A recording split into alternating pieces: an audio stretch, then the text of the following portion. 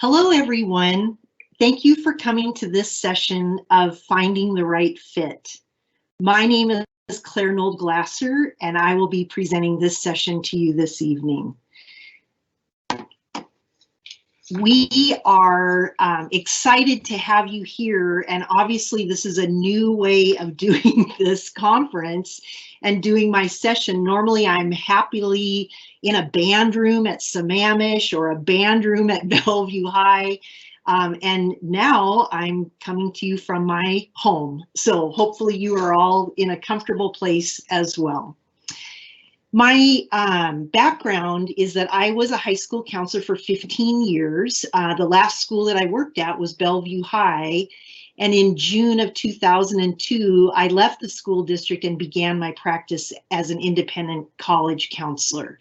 My main office is located in Bellevue, but as I stated, I'm working from home currently for the foreseeable future.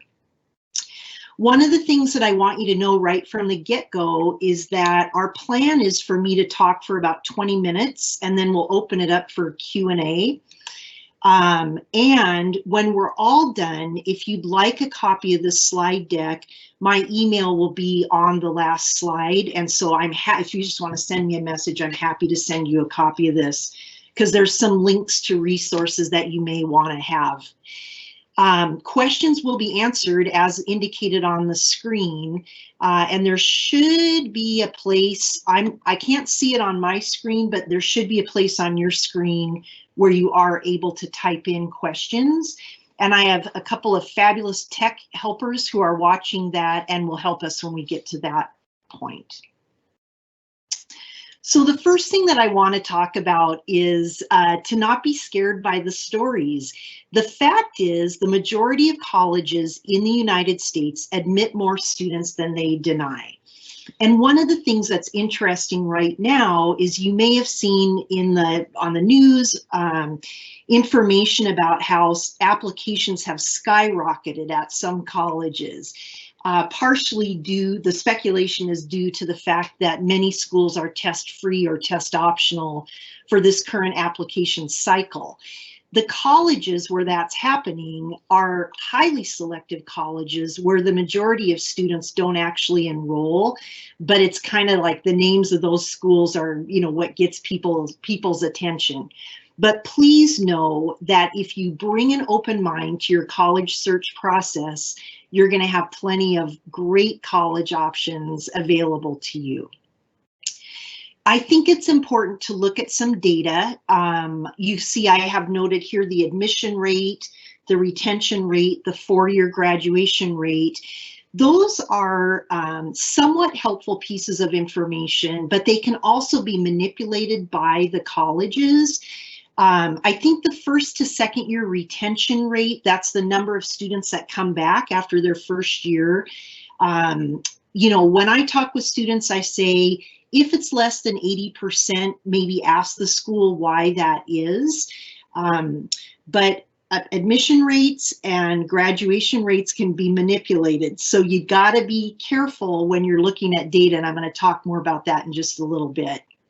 One thing that's good when you're looking at particular colleges is the Bellevue School District is fortunate to have a program called Naviance. And within Naviance, there's a feature called scattergrams. And that's a place where students can go in and compare their academic profile to how they line up with students from their particular high school and how they fared in admissions. So that's a great thing that gives you some perspective.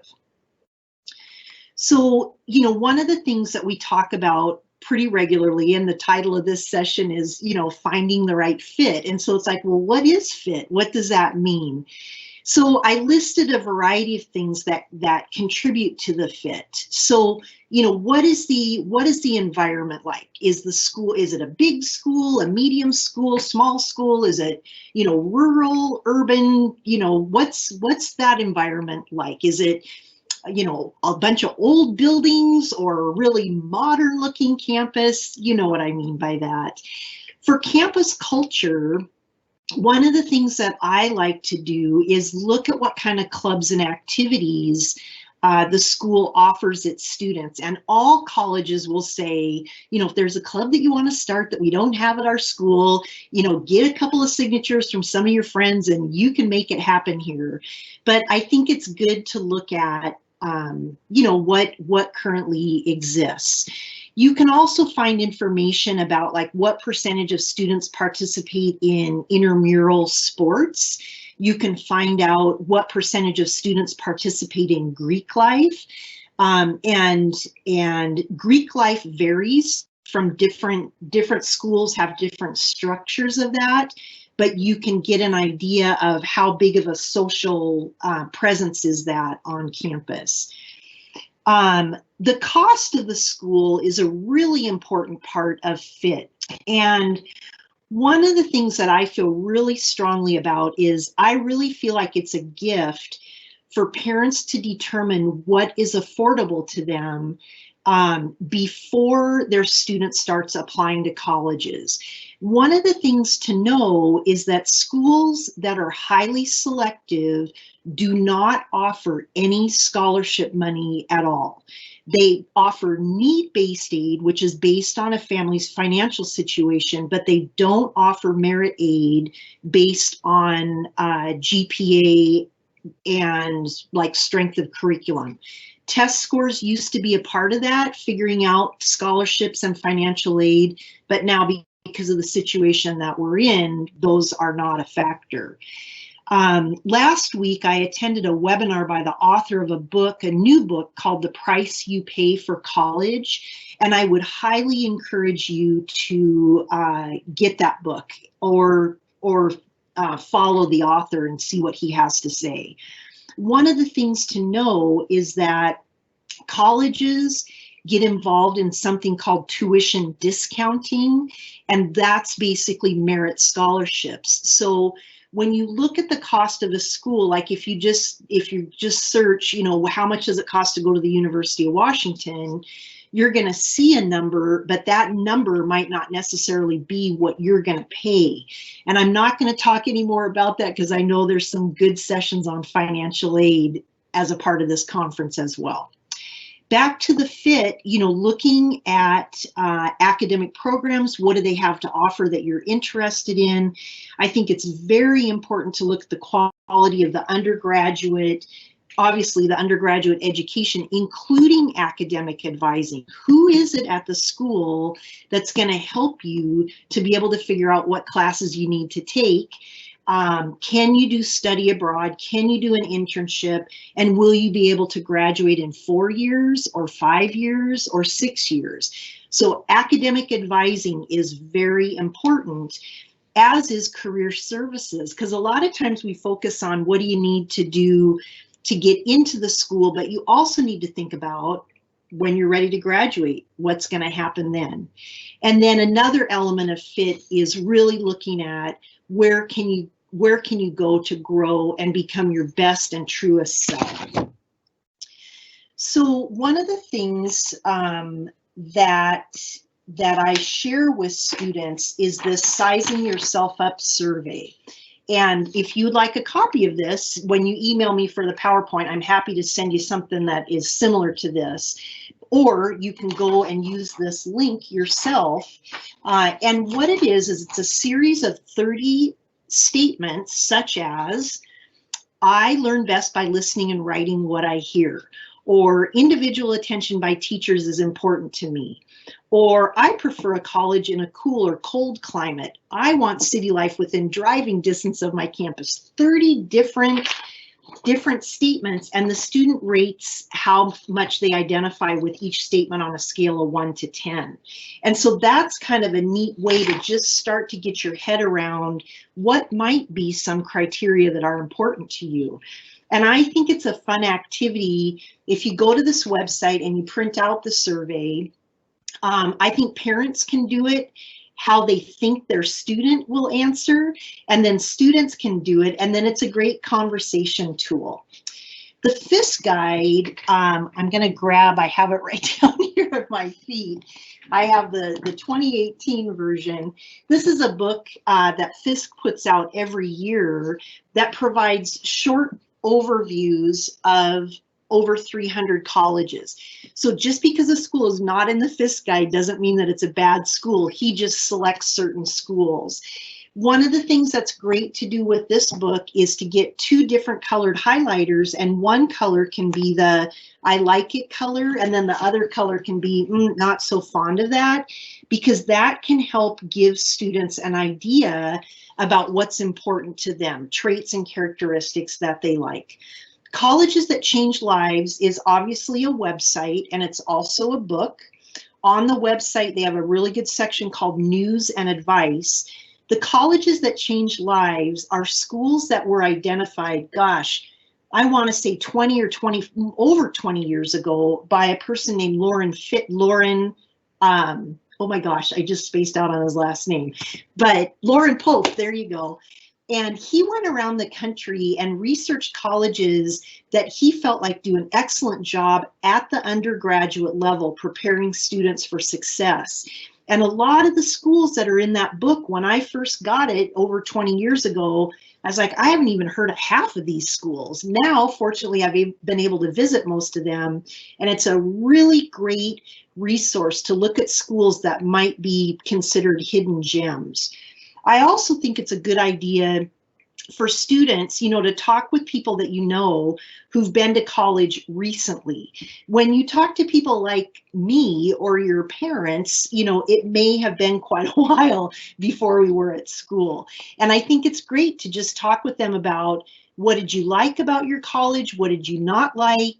When you think about your college search, is there anything that you wish you would have done differently?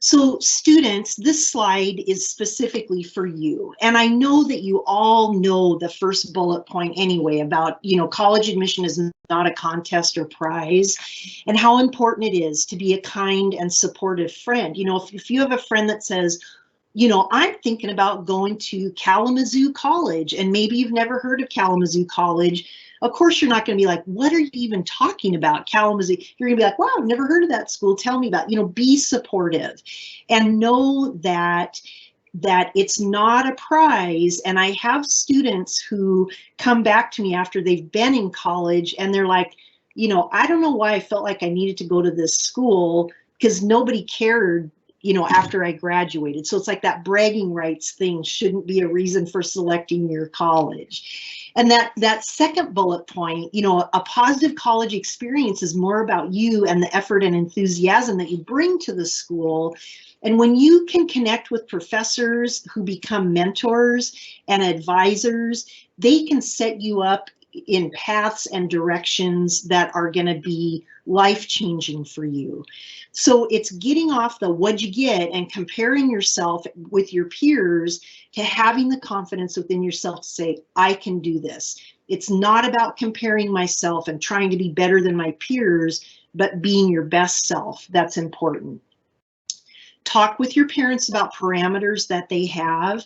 And once again, I say, if you keep an open mind, you will be pleasantly surprised by how many fabulous colleges there are out there. So this is some information about what colleges are looking for in applicants, and it's probably pretty self-explanatory, so I won't go bullet by bullet. But really, what they're trying to do is figure out, how are you going to be on their campus? How are you going to be a positive contributing member, to the student population? And I'm attending webinars galore with colleges, and we're all talking about, okay, what if kids have pass-fail grades, or what if they don't submit their standardized test scores?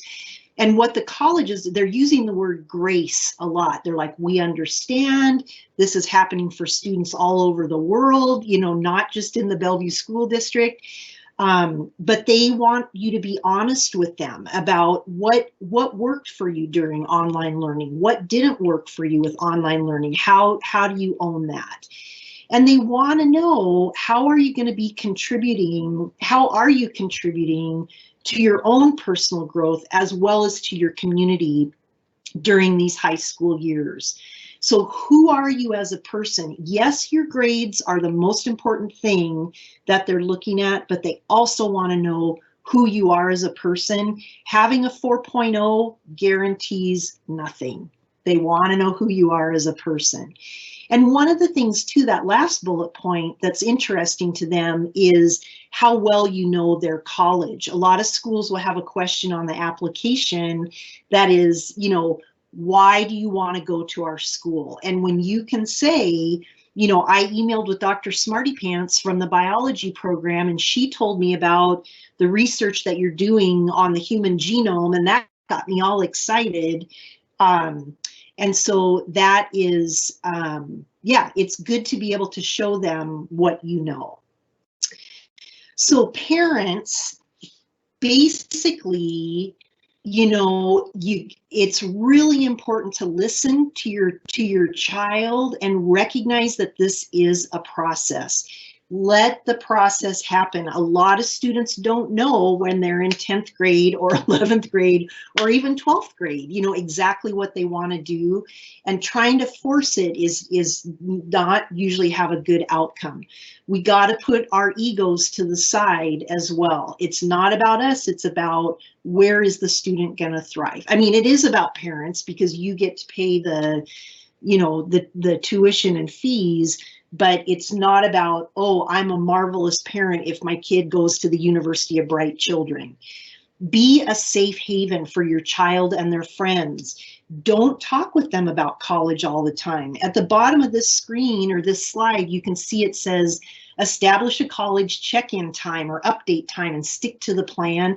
I did this. I have 2 kids myself, and you know, I mean, it's like I can talk about college all day, every day. I think it's so much fun, but you can imagine being my child and having that happen.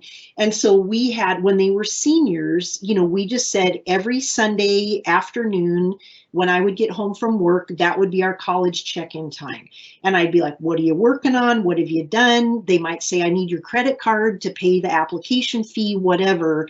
But it was very good because it was just that manageable time where we weren't obsessing about it all the time. I have some books, show and tell.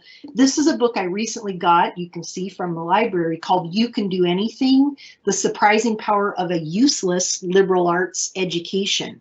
Sometimes people think you got to do STEM, and I love what the author has to say about that. How to Raise an Adult is a fabulous book that is in my office in Bellevue, not here at home, but it's really great about helping kids develop into their best selves.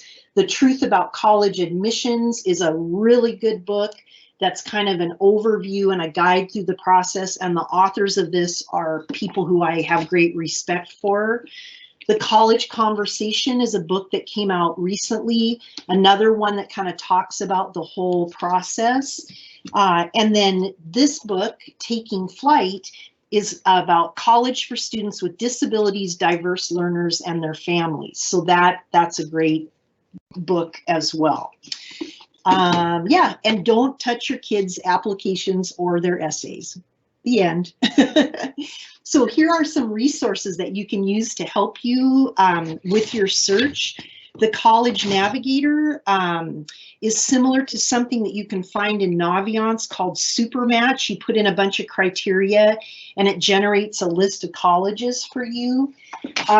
You can gives profiles of private schools. College Express is a website where you need to set up your account with an email address. And I always encourage students to set up an email address specific for their college process. Use it on that website because you may get spam. And it basically, on College Express, it's this book online. And this book is full of different lists: colleges with strong programs in psychology, colleges for auto design, great rugby schools. I mean, there's all sorts of different lists in here, and that can be a fun thing to look at as well. The NISI Pocket Guide, the hard copy looks like this, and the link gets you to the questions in the Pocket Guide, and it's just full of questions that you can think about asking when you're talking to college admissions reps or you're doing a virtual tour. And that's one of the gifts of the pandemic, is that all colleges now are having virtual information sessions and virtual campus tours. Not as great as walking around on your own, but it's really nice to not have the expense of traveling. The National Association for College Admission Counseling, NACAC, is sponsoring a series of virtual college fairs, February, March, April, and May. And the hot tip that I'll have for you on that is watch the time zones. Make sure that you are in the right time zone for that. All right. So this, watch out.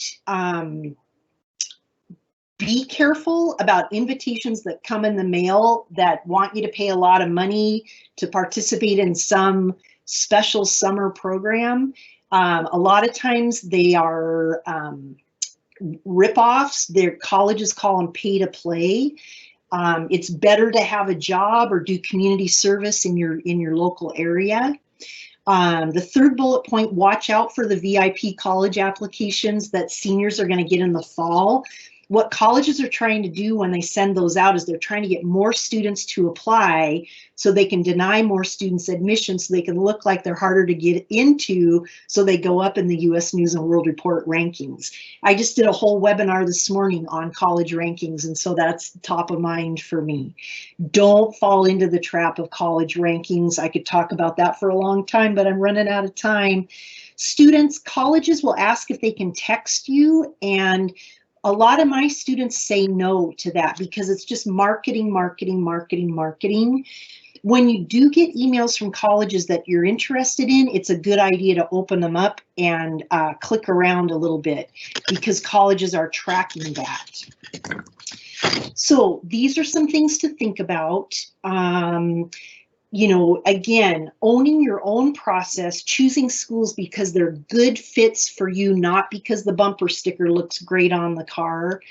And it takes time, you know, to interact with colleges, to read about colleges, but it sure is fun to learn about lots of different schools. And there's not one perfect school for you. You can have a great experience at many. And remember that last bullet point, what you do in college is a better predictor of future happiness and success than where you go. And I got tons of stories that illuminate that. So here's links to a variety of websites, some that I've talked about. If you're looking for a particular academic area of study, that second to the bottom link, if you go on to Google and you do fisheries.edu, you're gonna get a list of colleges that have degrees in fisheries. My own website is there at the bottom, and there's a section on my website that's called Useful Links that you're welcome to check out and explore. The one thing that I want to say to you is, if you decide that you want to work with a counselor, a college advisor outside of school, make sure that they're a member of either HECA or IECA. Those are two organizations for people that do the kind of work that I do, and we have ethics and standards that we have to follow in order to maintain our membership. I don't want you to get into any trouble with that. There's my email address, and parents, if you'd like to like College Planning Help on Facebook, I periodically post articles that may be of interest. The thing that I want you to know is that it all works out. Even though that sounds cliche, this is such an incredibly fun process of self-discovery, and it does work out. So I'm wondering at this point, Saida, if there are any questions. Yes, there is one question. A parent is asking you, what do you mean by college email? Oh, so have a student, so you know, like how your student has an email, like they have a BSD email address, s- you know, whatever at bsd405.org, I think is what it is. Set up an email address just to use for college things. So like it might be claire2023@gmail.com.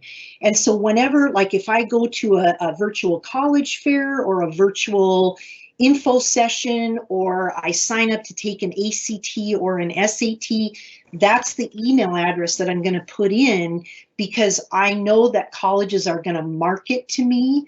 And so then all of that college specific email can go to that address. It doesn't get mixed into your real email address. So it's just like a management tip. And then when you're done with your process and you know where you're going to go, you can just shut that email address down. Good question. That's the only question we have so far. Okay, very good. So let me go back then and tell me if there's anything else that comes in.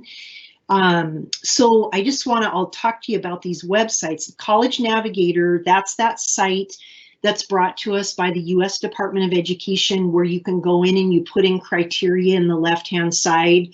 It generates a list of colleges, and there's a ton of good information about individual colleges there. The UCAN network is another website that it's only private colleges, but it gives good information about some demographic. We have two more questions. Sorry to interrupt you. Okay. What do you recommend someone does to learn how to use Naviance?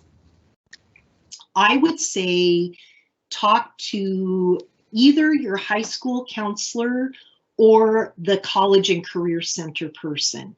They should be able to walk you through that.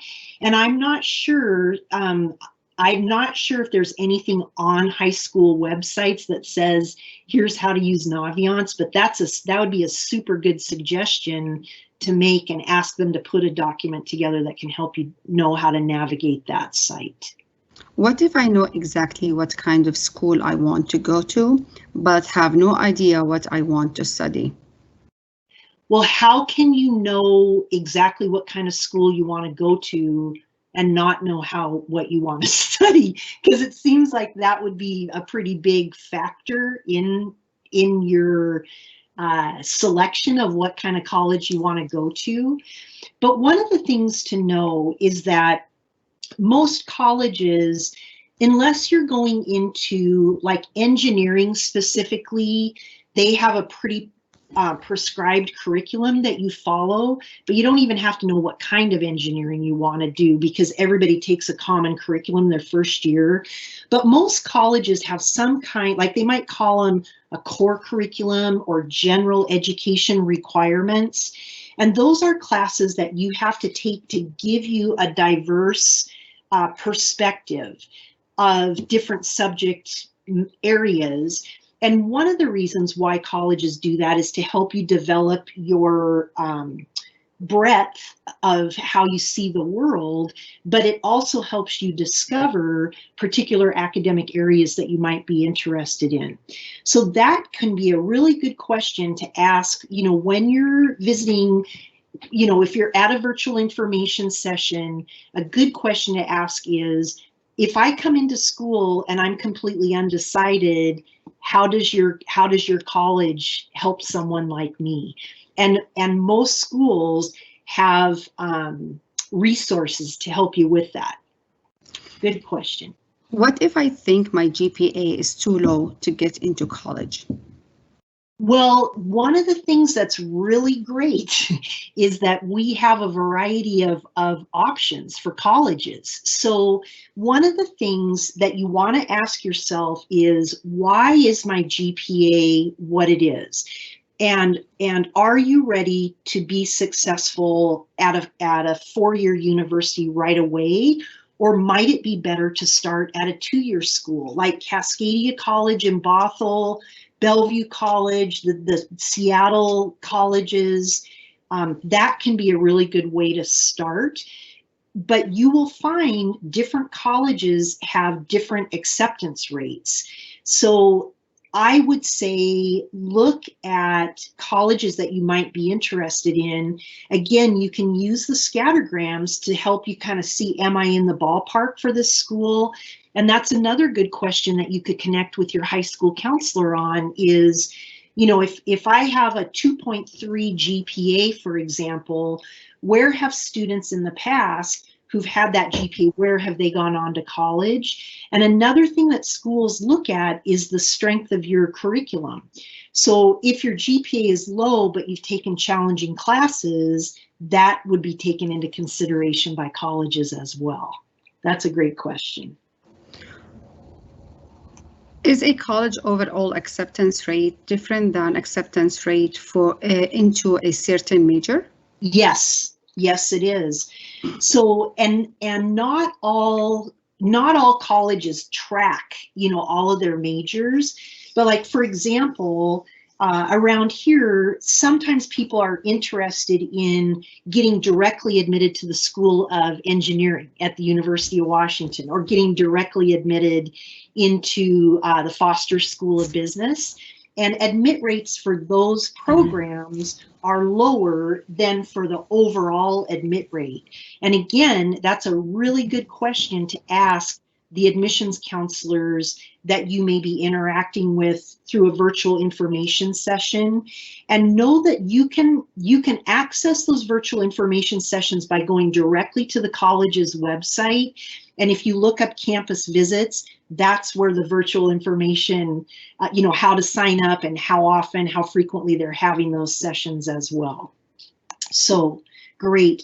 Well, listen, everyone, thank you so much for coming to this session. We are at time, and I want you to know that there will be videos uploaded to the BSD website, and please leave feedback for the college conference. A link to the survey is noted there, and perhaps, I'm not sure, but perhaps the district will be sending out a link to that survey. Thank you so much for coming, and I wish you all the best. Take care.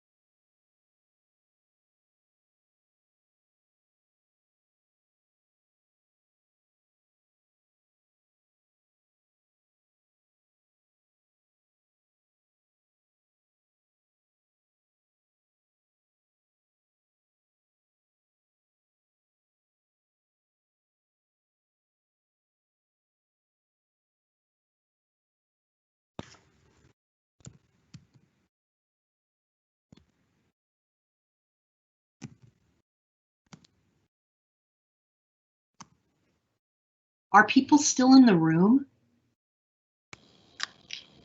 I was wondering the same thing. There are 3 people. Okay.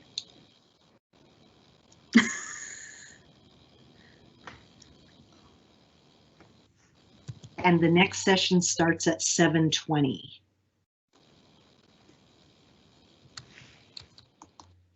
There's still about 20 people in the room. Claire, do you have your chat on? I'm not sure. I don't think she knows how to open it. Where to access that. Top right, there should be a thing that says chat, meeting chat. Let's see, so I have to leave this. Oh, you probably can't see it when you're showing your slides, huh? Right. I see Q&A. And now I have that weird red thing again. Oh, I see it. That I think. But it's not bad yet. It's fine. Okay, so we'll go live again at 7:20. Well, it's already live, but there's 18 people in this conversation right now. Oops. Okay.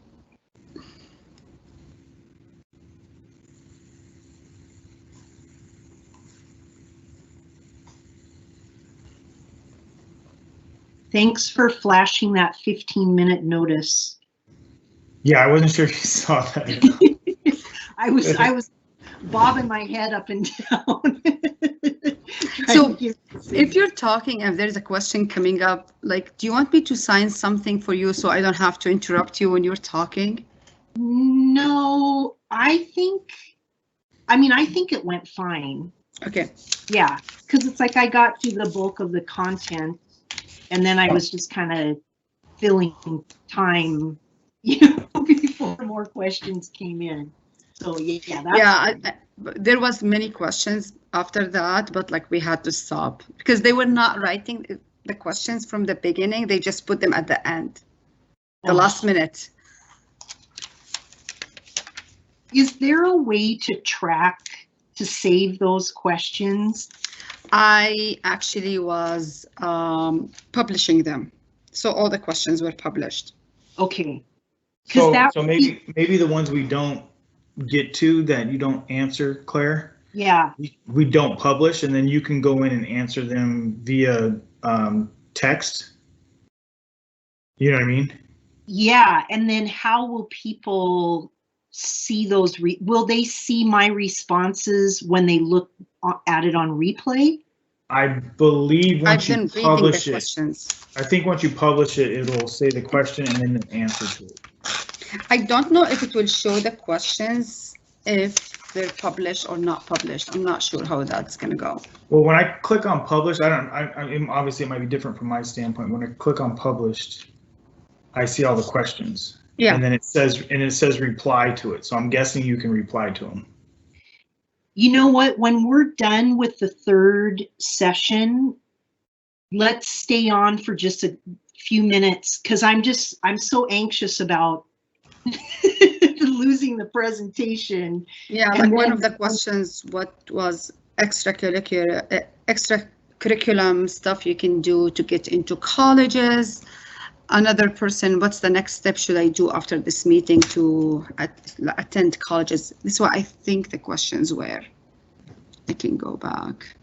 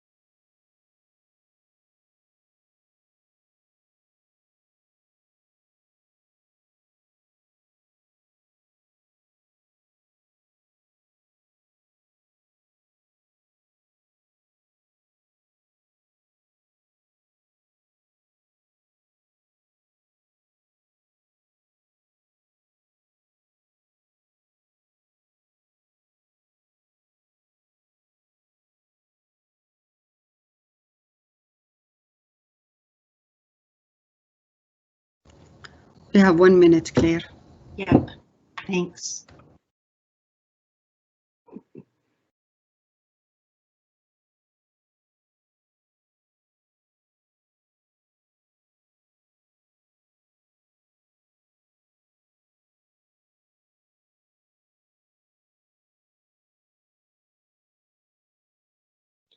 Reggie, are there people in the room?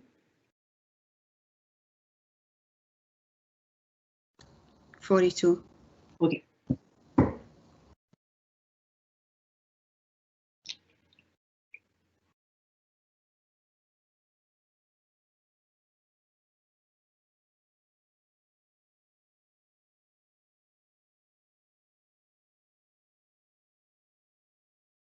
Okay. Well, hello, everyone. Thank you for coming to this second session of Finding the Right Fit.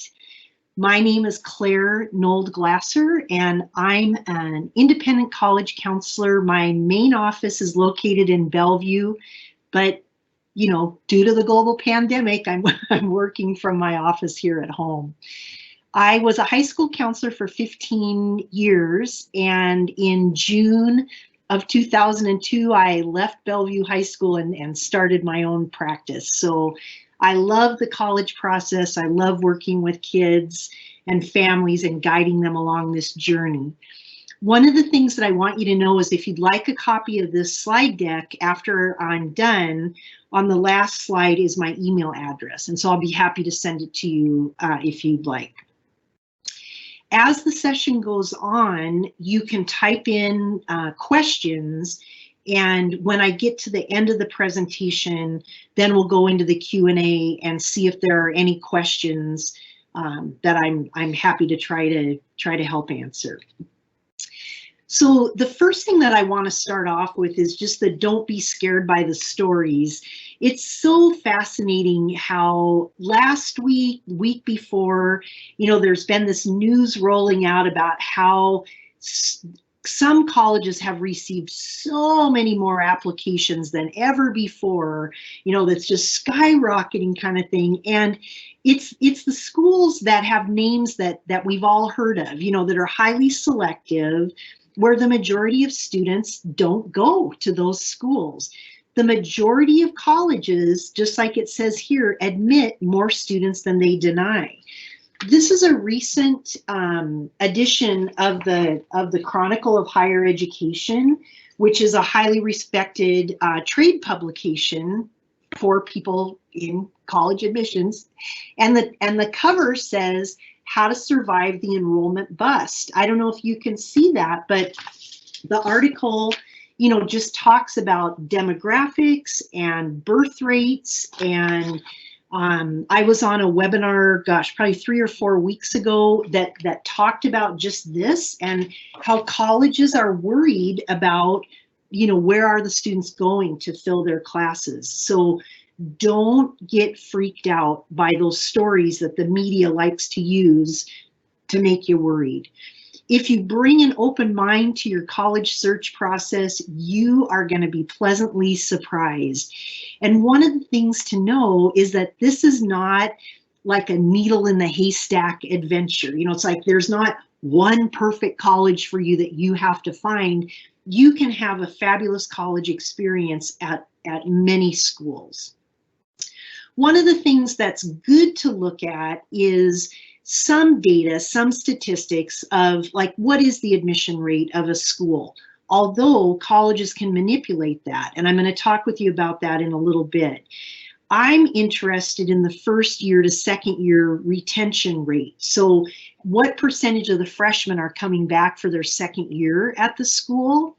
I kind of feel like 80% is a good threshold, that if a school has lower than an 80% retention rate, I think it's good to ask the question of, you know, why are students not returning?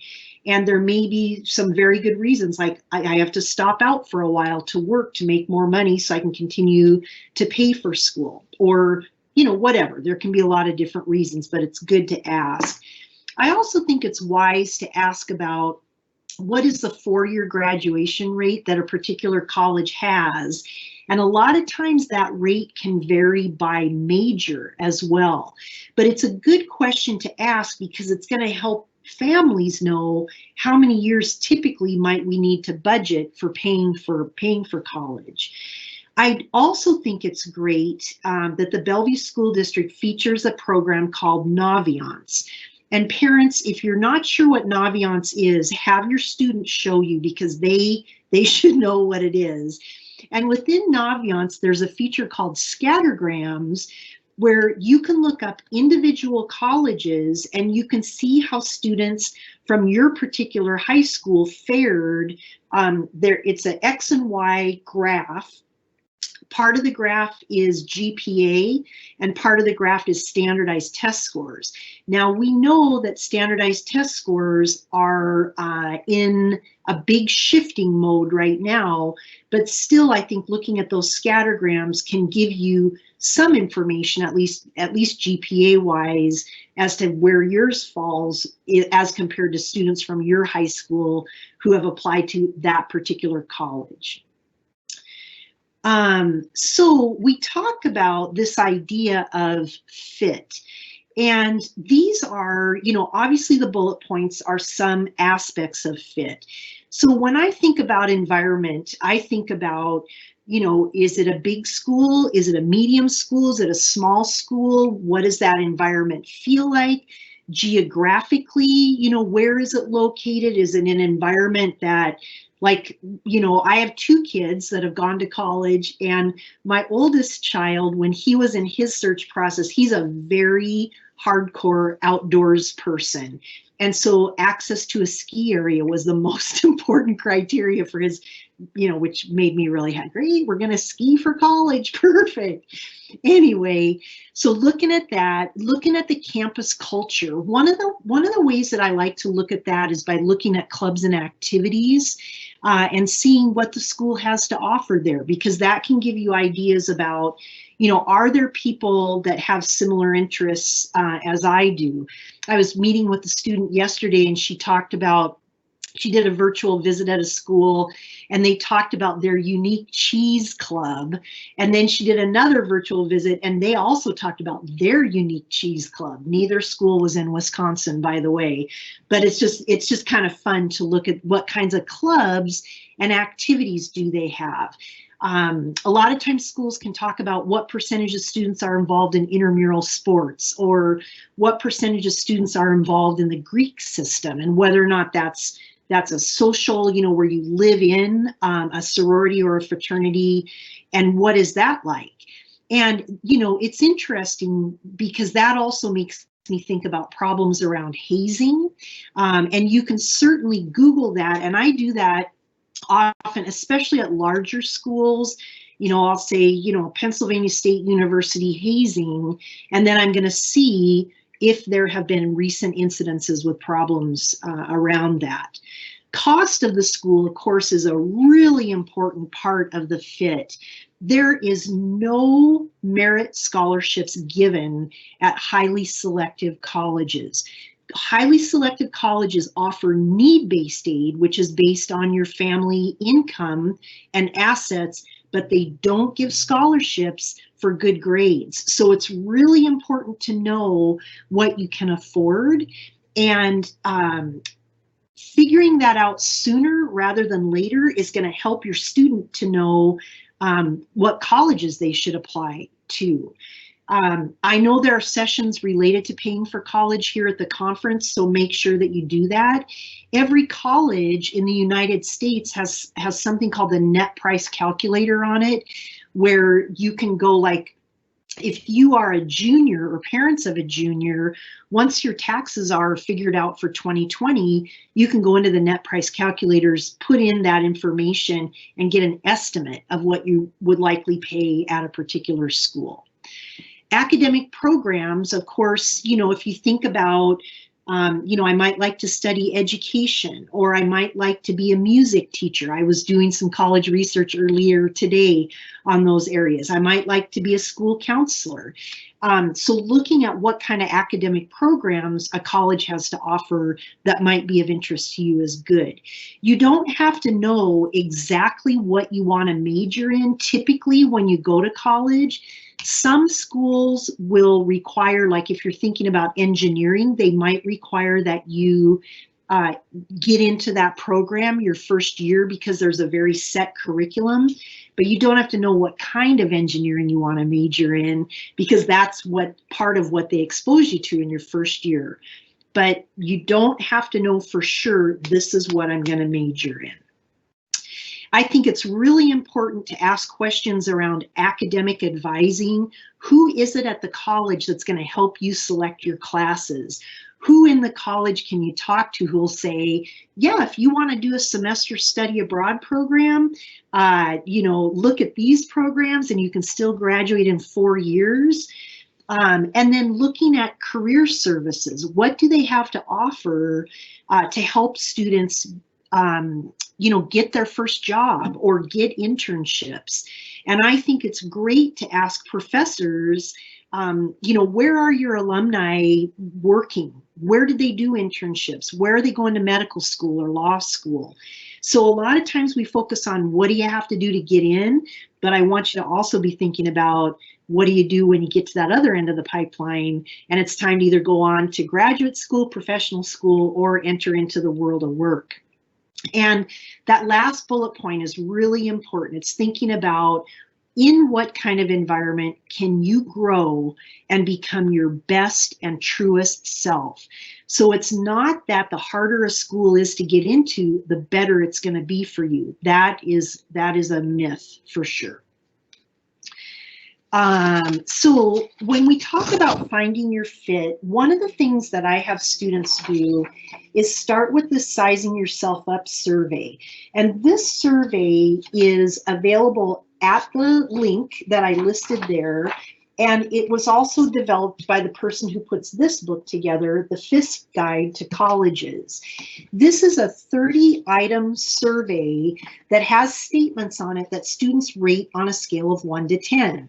So things like individual attention by teachers is important to me, or I prefer a college in a warm or hot climate, or I like to be surrounded by free thinkers and nonconformists, or I want to try for an academic scholarship. Those are just a few of the examples of the 30 statements that are on here. And what I think is interesting to do is if the student does this survey and the parent does the survey as they think the student would respond, then you can get together and talk about, you know, just go over each item. And when you use the link that I provided here in the PowerPoint, there's some good narrative around how to interpret that Sizing Yourself Up survey. So this book that I flashed at you, the Fisk Guide to Colleges, there's a new edition that comes out every year. This is the 2018 version that I have here in my home office, newer version at my office in Bellevue. But anyway, this is a neat book because it has short descriptions of colleges, not all colleges. There's over 300 in here. And just because a college isn't in the Fisk Guide, it doesn't mean that it's a bad school. It's just not included. And one of the things that I like to have students do is to get 2 different colored highlighters. And when they're reading about, here's Hamilton College, have one color of the highlighter be the, oh, I like this, and the other color might be the, oh, I don't really like that. And so then students will start to see trends and preferences around, you know, what they like and what they might not like. Another good resource to look at is the website ctcl.org, and that stands for Colleges That Change Lives. Colleges That Change Lives is a book that was written probably like 23 years ago by a fellow named Loren Pope. And Loren Pope traveled around the United States and did what he called stealth research. Like, he didn't call the dean of admissions and say, hey, I'm coming to campus, you know, let's have lunch in the dining hall together. No, he went around and did all this stealth research and identified 40 colleges that he felt like do an exceptional job at the undergraduate level.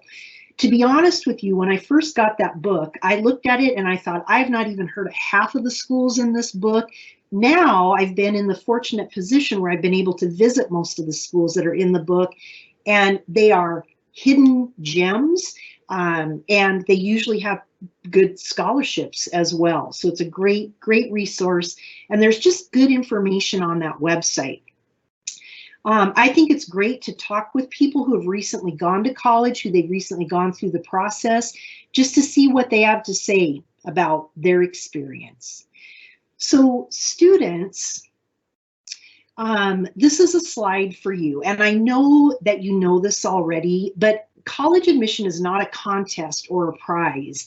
You know, it really, like what I'm talking about, it's about finding the best fit for you.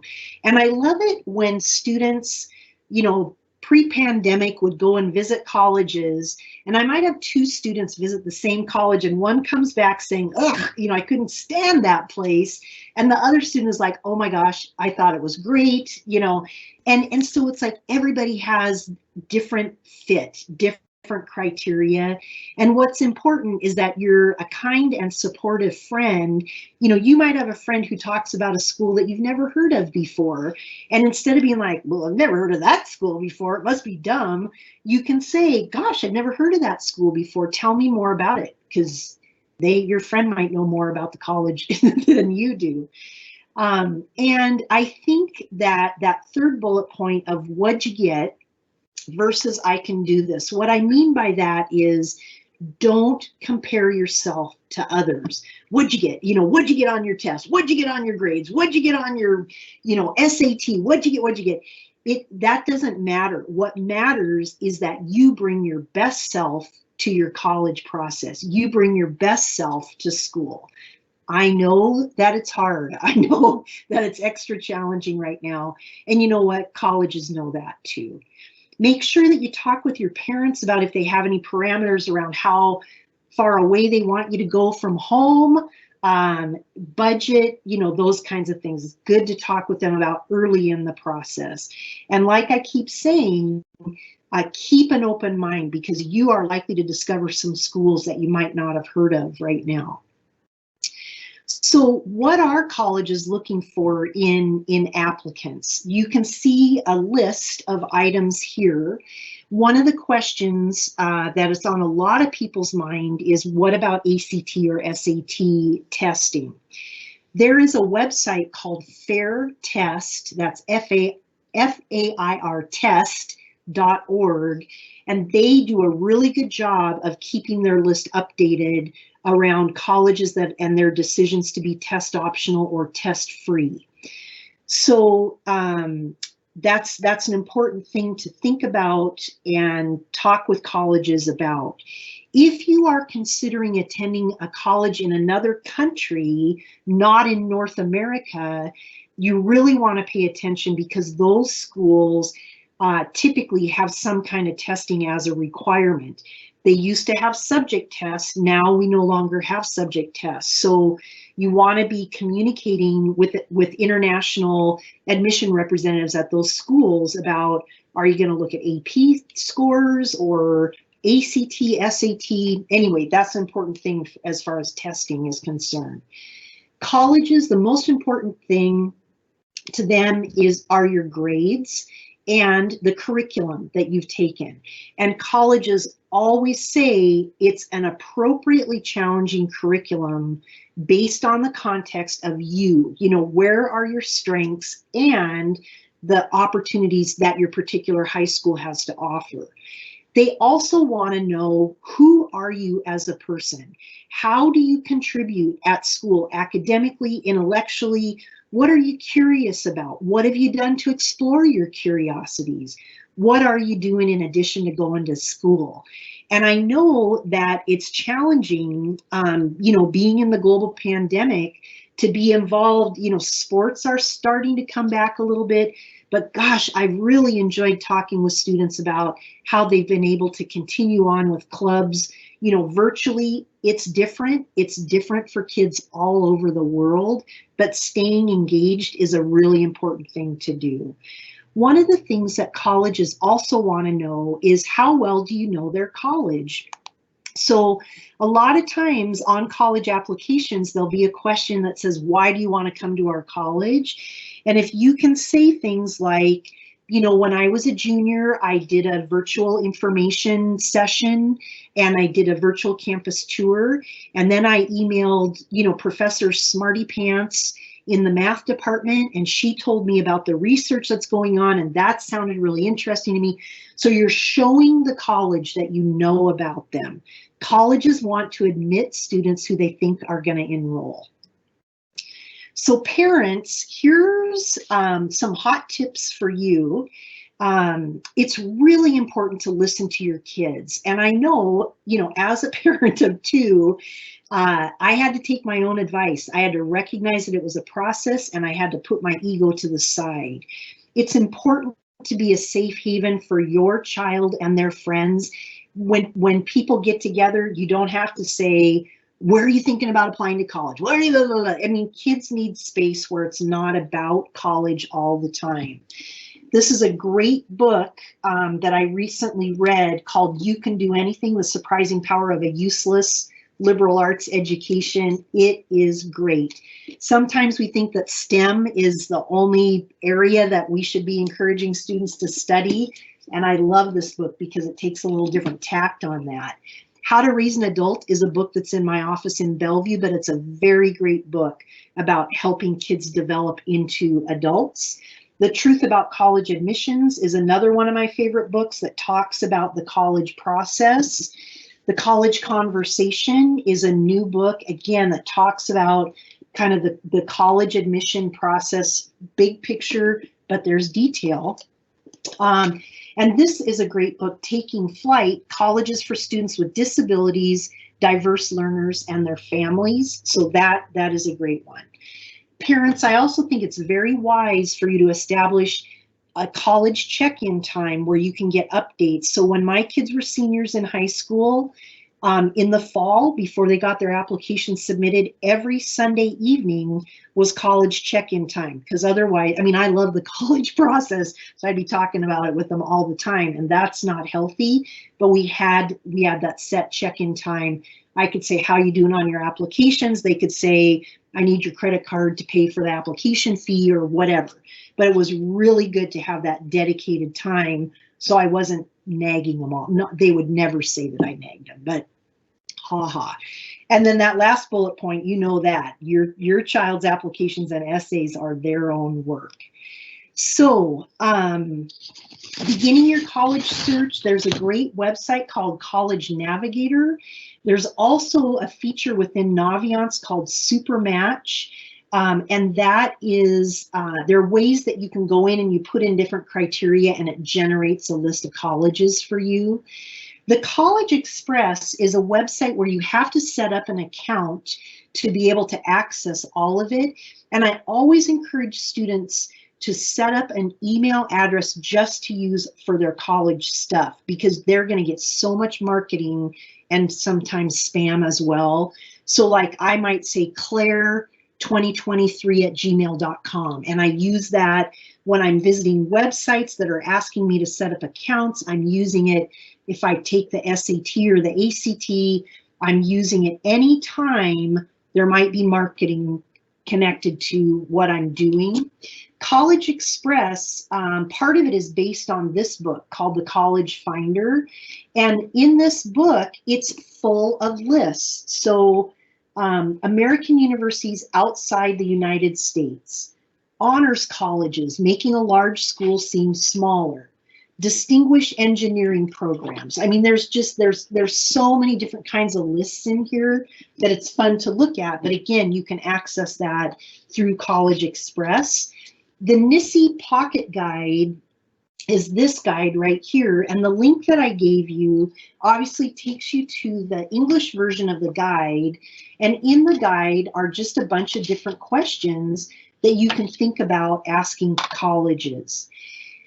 The National Association for College Admission Counseling is sponsoring a number of virtual college fairs, February, March, April, May.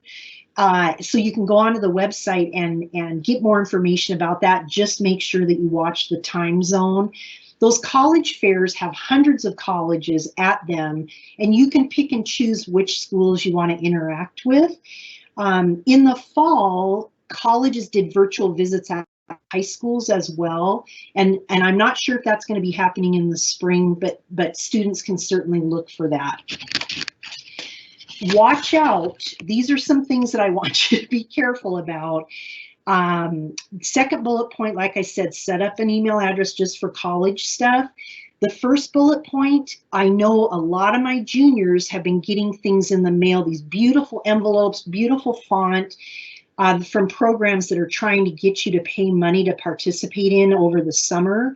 Colleges typically call those pay to play, and they don't do anything to help your application. It's better to do local community service, have a job, that kind of thing, instead of paying a bunch of money because you fell for a marketing scam. In the fall, colleges may be sending students like VIP applications, inviting the student to apply. Don't fall for that either, because what colleges are trying to do is they're trying to get more students to apply so they can deny more students admission, so they can look like they're harder to get into, so they go up in the US News and World Report ranking. Don't fall for that, and don't fall for college rankings in general. Students, set boundaries around texting because colleges want to text you. Most of my students say no, they can't do that because they don't want to be marketed to all the time. It is a good idea to open emails from colleges that you're interested in and click around a bit, because colleges are monitoring that on their side. So here's some things to think about. And the bottom line is, what is a good college for you? And it takes time and research and interacting with colleges to get clearer about that. And remember that what you do in college is a better predictor of happiness and success than where you go to college. I got tons of stories that illustrate that. And don't worry about how good that bumper sticker is going to look on the car. Think about the quality of the education that's going to be best for you. Here's a variety of websites, some of which that I've referenced. One of the things that hecaonline.org that I want to say to you is, if you decide that you want to work with a college advisor outside of your high school, make sure that that person is either a member of HECA, the Higher Education Consultants Association, or IECA. Those are two professional organizations that have ethics around how we are to do our work with students and families. Very, very important. The last link down there, College Planning Help, that's my website. There's a useful links section there that you might find helpful as well. I want you to know that this all works out, and I know that sounds very cliche to say, but it's true. I think I have a couple of minutes if there are any questions that have been typed in. How do we link Running Start in progress with acceptance into major colleges? How do we find the right fit considering curriculum and acceptance? I am confused. So the question is about, how does Running Start work for college admissions? So Running Start is considered a dual enrollment program, and what colleges say is they consider, again, the student in the context of their school, but they will look at AP, IB, Running Start as similar rigor.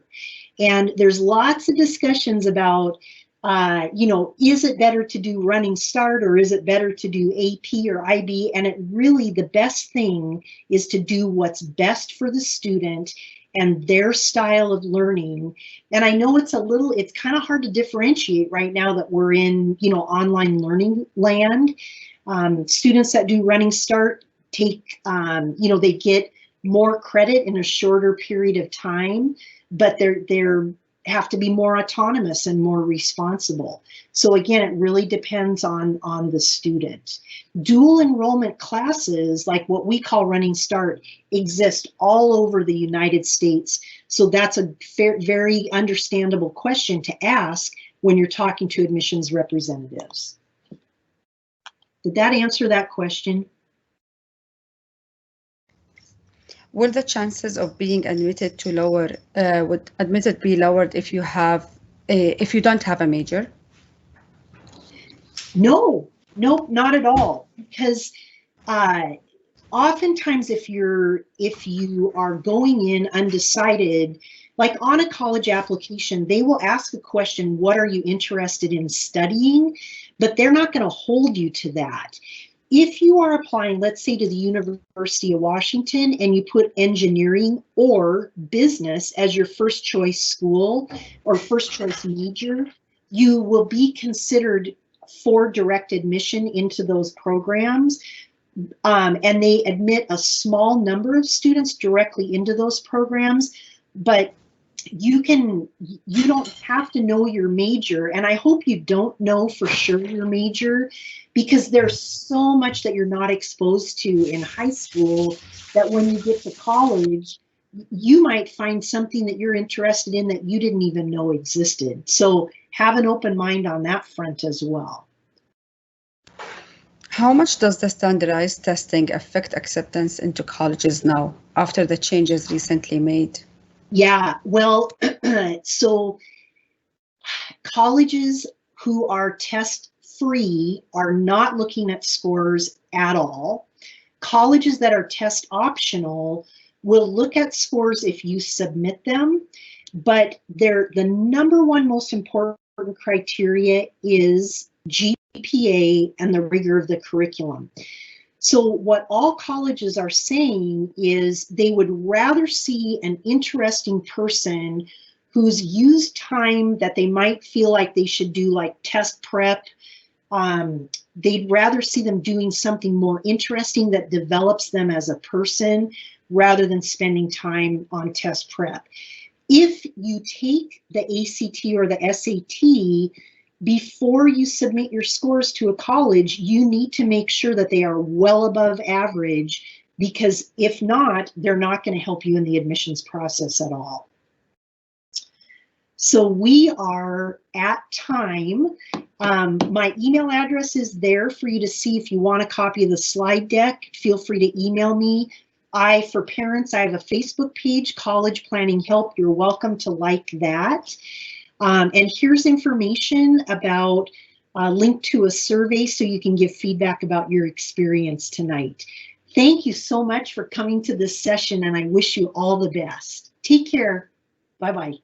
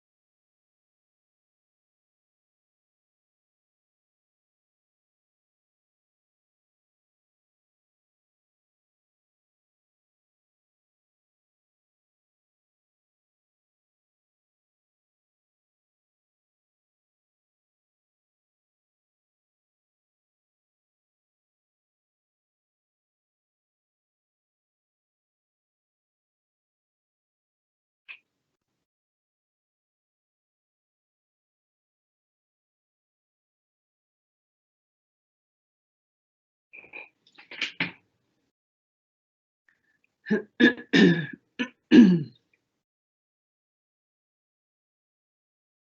there people in the room?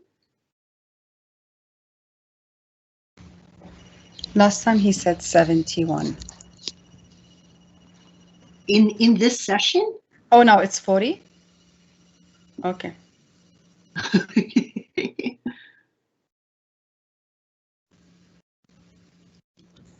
Last session it was 71. Wow. I don't think that many could fit in the band room. Okay.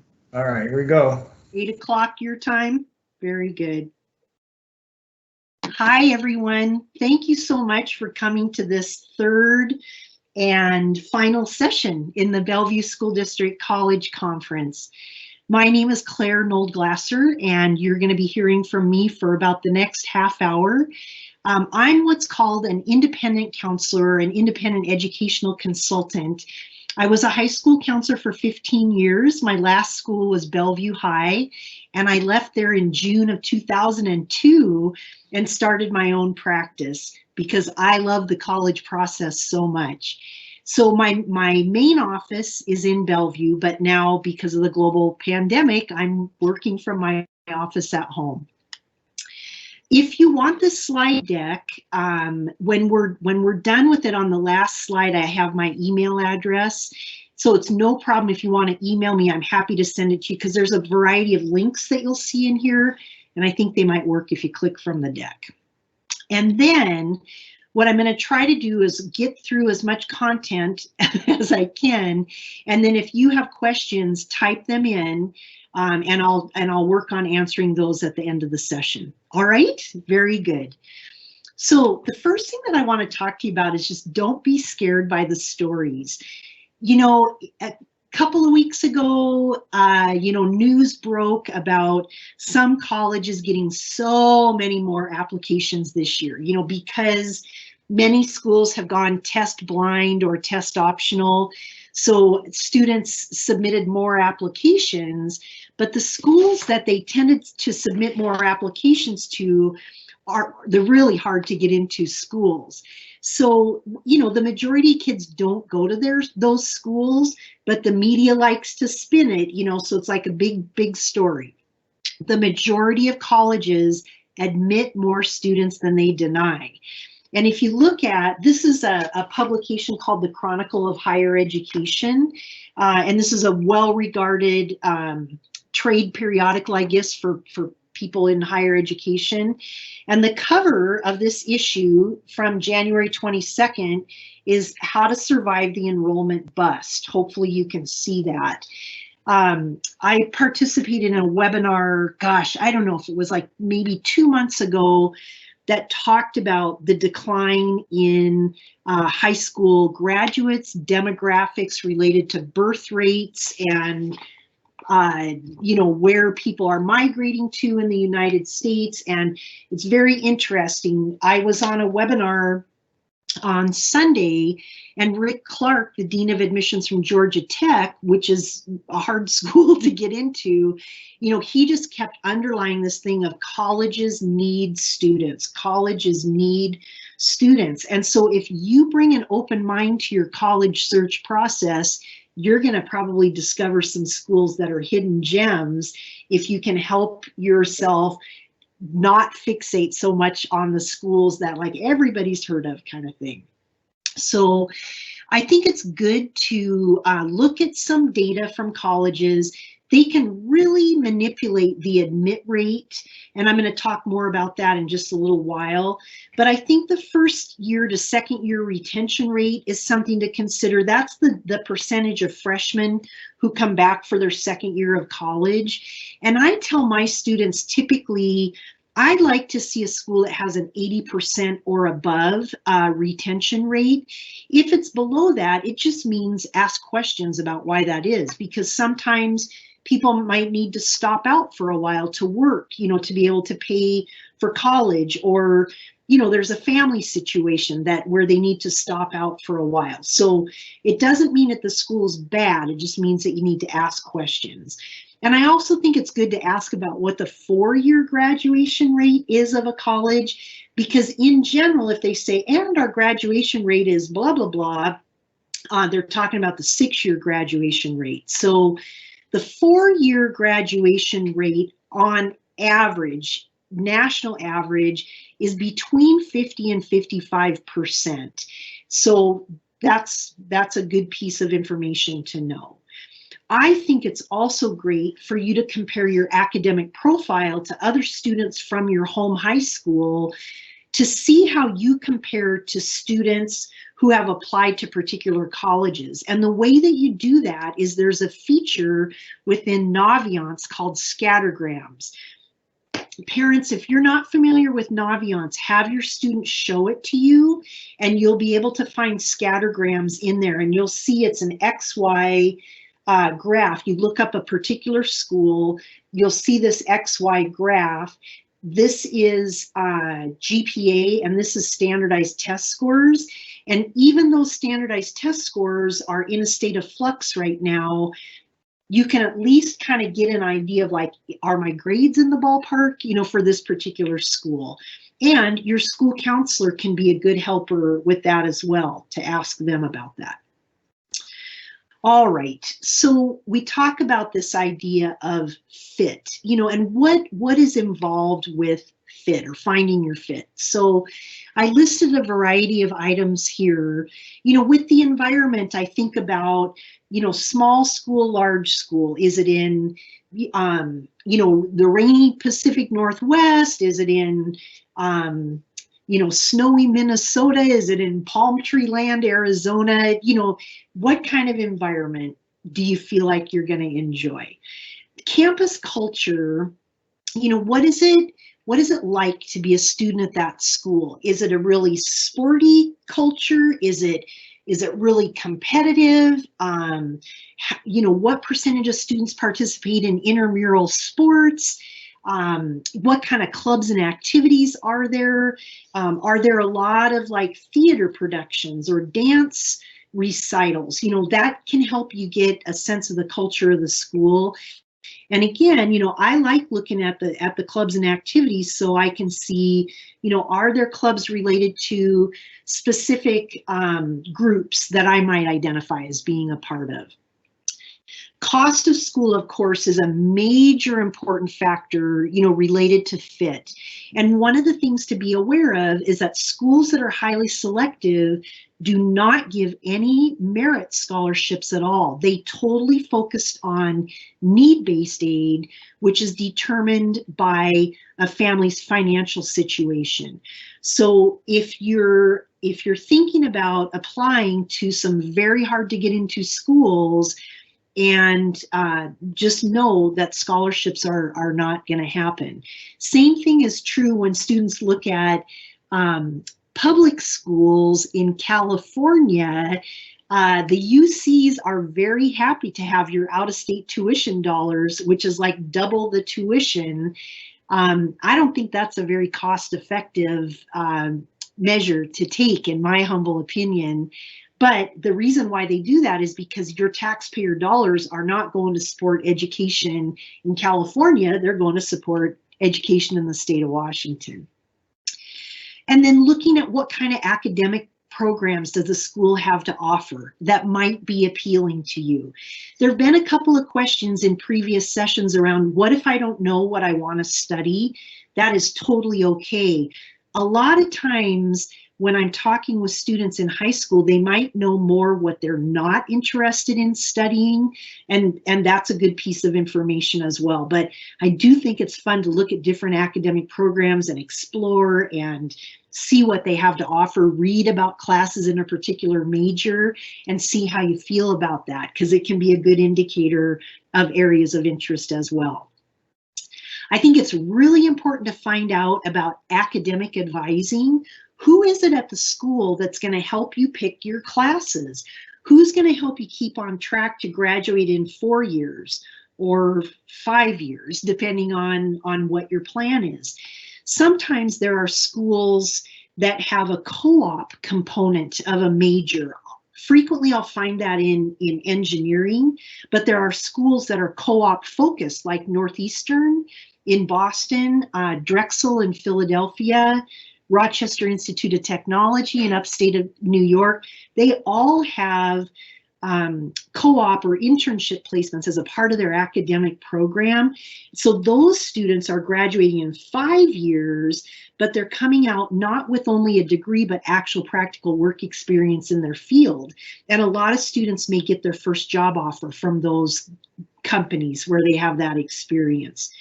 And then looking at career services and talking with professors about where have recent graduates gotten jobs, where have they done internships, where are they going to medical school, you know, law school. And it's interesting, if we were in person, I would show you a document, and you can look this up, but if you think about the possibility of going to law school, and you might think, oh my gosh, I have to go to some fancy name school, just Google undergraduate institutions represented in the first class of Harvard Law this year, and you'll see it's a list of over 100 different colleges, all with varying degrees of selectivity. So you don't have to go to a hard to get into school in order to go to Harvard Law. And the same is true for medical school. They don't care where you did your undergraduate work. They care about your GPA, they care about your MCAT scores, they care about your ability to communicate effectively, and they care about your experience working with diverse populations. So good to know. So really think about what kind of environment is going to work for you where you can grow and become your best self. So finding your fit, this is a tool that I use. It's called the Sizing Yourself Up survey. And the link that you're looking at right there gets you to a form of this exact survey. And this has 30 different statements on it that a student will rate themselves on a scale of 1 to 10. I think this is an interesting activity. If you can print out the survey, and have your child do it and have your parent do it. And when parents do it, answer it how you think your child would answer it. And then you can sit down together and compare. It can lead to a good conversation. But some of the items are, I can learn best when I speak out and ask questions. Or I prefer a college in a cool or cold climate. Or I want city life within driving distance of my campus. Or I want to try for an academic scholarship. That's just an example of some of the 30 statements that are on there that you can do the survey and see what you learn. When you use the link that's indicated on the PowerPoint, you'll see there's some narrative about how to interpret the Sizing Yourself Up survey as well. So the FIS Guide to Colleges is a book that looks like this. This is a very old, this is a 2018 version that I have at home. The newer version is in my office in Bellevue. But this is a neat book because it has short descriptions of colleges. I opened it up randomly to Cornell University, which is a school in upstate New York. And it talks about it in about 3 or 4 pages. So one of the things that I like students to do is to get 2 different colored highlighters. One color is the, oh, I like that, as I'm reading the FIS Guide, and the other color is, oh, I don't really like that so much. And it's amazing how seeing that visually really helps students see where they have some preferences and some priorities. So I've been having students do that for years, and they like it once they start doing it. So not every school is in the FIS Guide, and just because a school isn't in the FIS Guide doesn't mean that it's a bad school. It just means that Ted Fisk, who puts this together, selects the colleges that go in, and it's a lot of times it's the same colleges year after year. There's also a great website called From the Colleges That Changed Lives at ctcl.org. So Colleges That Changed Lives is a book that was written over 20 years ago by a man named Lauren Pope. And what he did is he went around the country and did research on colleges. He called it stealth research. So he didn't call the dean of admissions and say, hey, I'm going to be there on Tuesday. Let's go have lunch in the dining hall and you can show me some of your greatest professors, or, showcase your research facilities or whatever. No, he was stealth. And he identified 40 colleges that he felt like do an amazing job at the undergraduate level. When I first got that book back in my school counselor days, I looked at the schools that were in it and I was like, I haven't even heard of half of these schools. This is dumb. Well, guess who was dumb? Me. Now I've had the opportunity to visit most of the schools that are in that book. And I'll tell you, there are many hidden gems, and they are schools that aren't necessarily crazy hard to get into, but they do a fabulous job with students. So I hope you do check that out. The Colleges That Change Lives typically do a college fair. It's usually the first week of August in the Seattle area, so you can watch for that. Probably not going to be happening anytime in the immediate future, but watch. And there's really good resources and articles on that page, as well as profiles of the colleges too.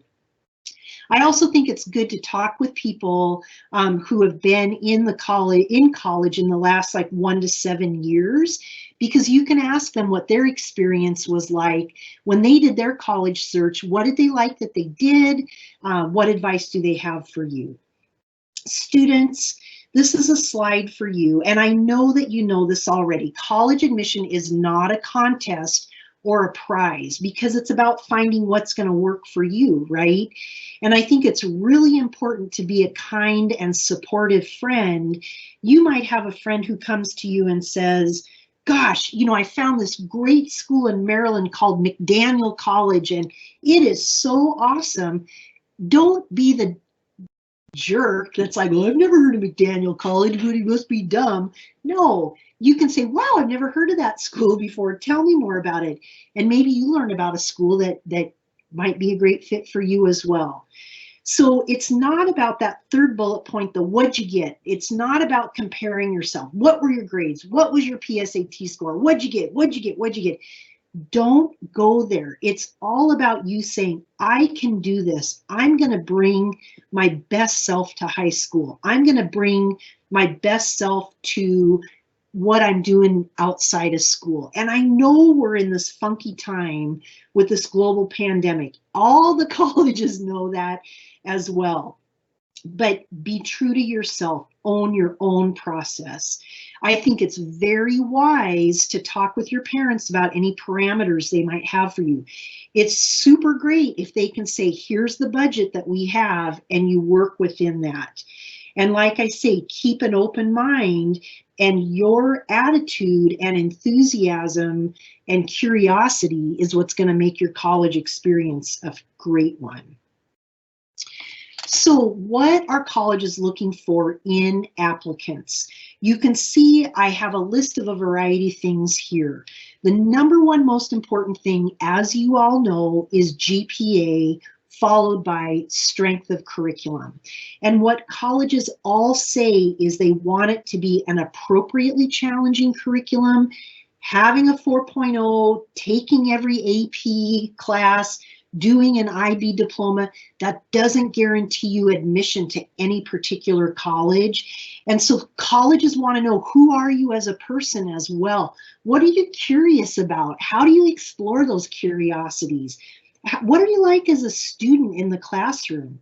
What are you doing in addition to going to school? What are you engaged in outside of online learning? How are you contributing to your own personal growth? As well as to your community. I know I've talked with a number of students who've discovered baking and cooking, in the time of a pandemic. That's kind of a fun thing that you might not have learned about before.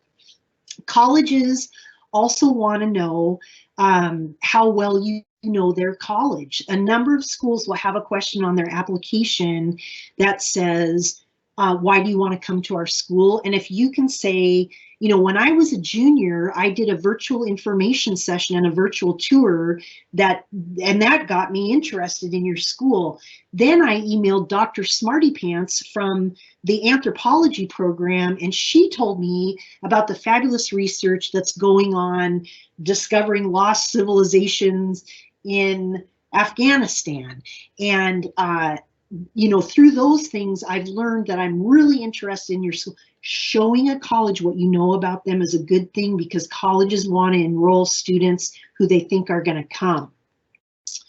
Parents, it's really important to listen to your kids and recognize that this is a process and put your ego to the side. As the mother of 2 children who have gone through the process, I have had to take my own advice on this for sure. Sometimes it was hard, but it really helped keep the lines of communication open between my kids and I. It's really wise to be a safe haven for your child and their friends.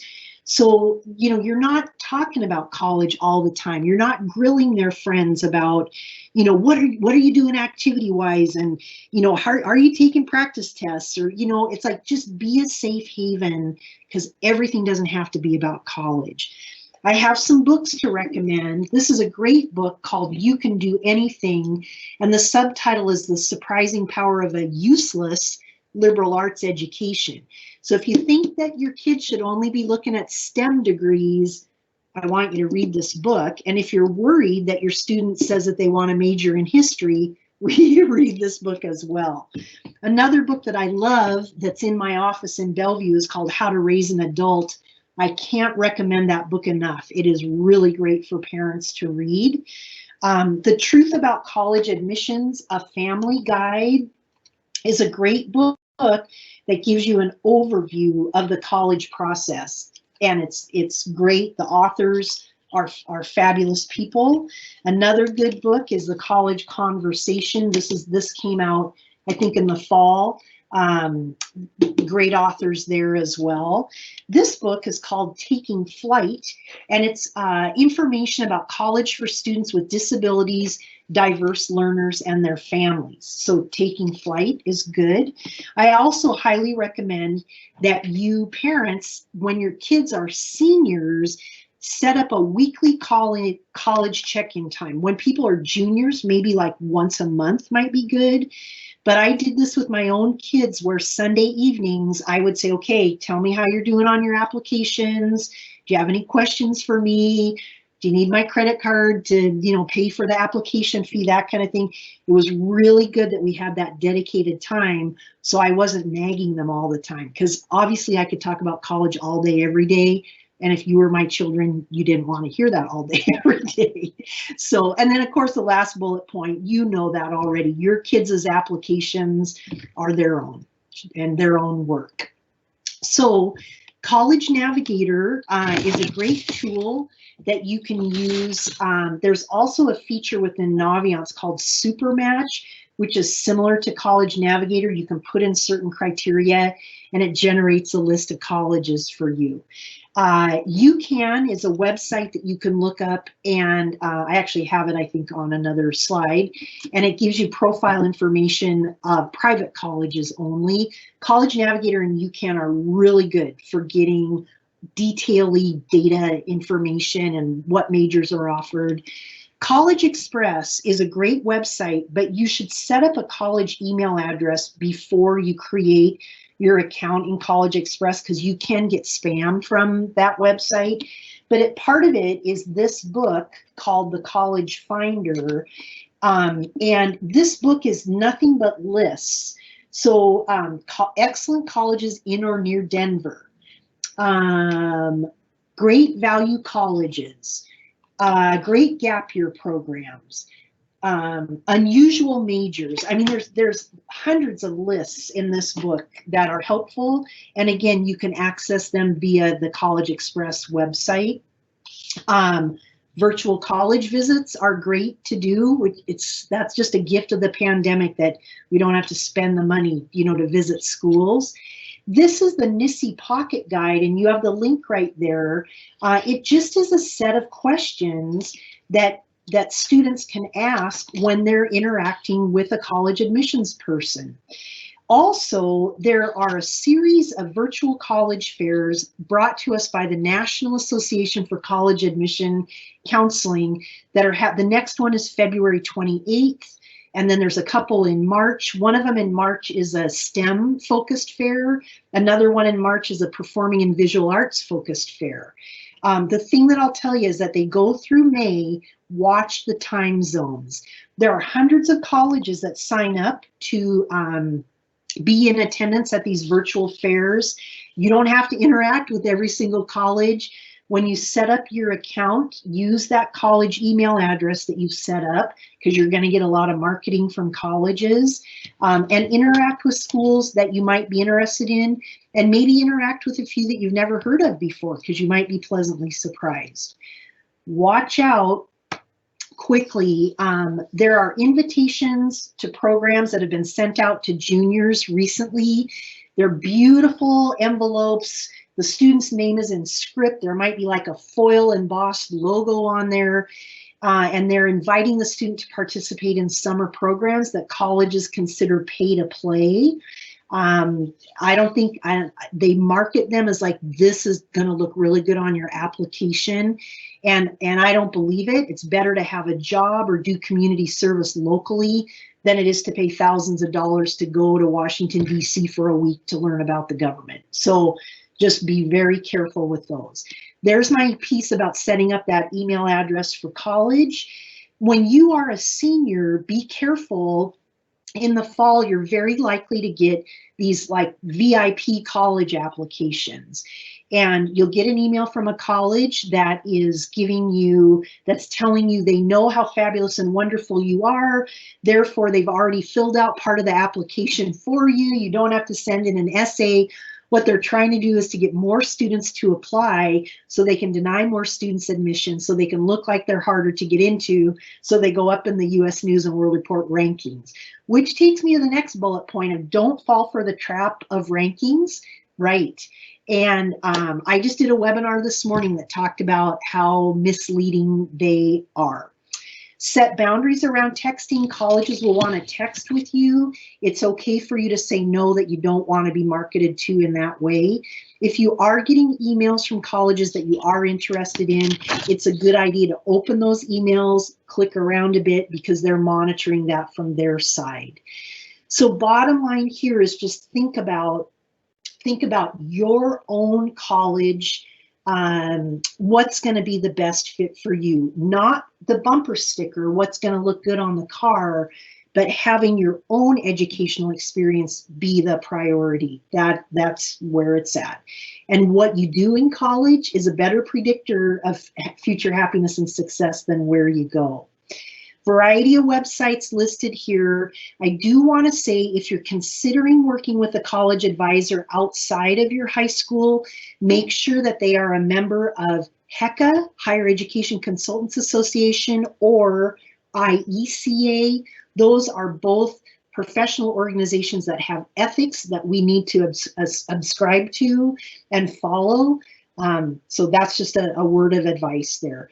My own website is at the very bottom, and on my website I have something called useful links that you're welcome to access. I also, for parents, if you want to like my college planning help page on Facebook, I put articles there that are of interest as well. So that's kind of it in a quick nutshell. Are there any, like maybe 2 questions to answer? Yeah, do you have a lower chance of getting into a college if you haven't done an in-person college tour there? No, absolutely not. So colleges, like I said, some colleges will ask you why you're applying to their school, but you may say those, like the example that I gave of, I did this virtual info session, I did this virtual tour, I emailed with the professor, but no, colleges understand that travel is cost prohibitive for a lot of people, but I'll counter that to say, if you're applying to colleges that are local, you better get to those campuses if they're offering tours. because sometimes if you don't visit a college that's local and your grades are higher than what they typically take, or for the admitted class, they'll think that you're just applying to them as a safety school and they won't admit you. But don't spend money to travel. Don't put yourself in danger to travel either. Will scattergrams take an extracurriculars too? No, scattergrams are only GPA and ACT or SAT scores. So it's very objective data that doesn't tell the whole story. Is it worth it to compromise my major to get into a school close to home? Is it worth it to compromise my major? So you're saying, should I major in something that I don't want to so I can go to school close to home? Is that kind of, I don't know if I'm interpreting that correctly. Number one, I would say you might not know exactly what you want. You might think that you know, but when you get to college, your mind may change. And I would also say, if we just look at the Seattle area, you know, if you think about Seattle University, Seattle Pacific University, University of Washington, Western, University of Puget Sound, Pacific Lutheran University, St. Martin's.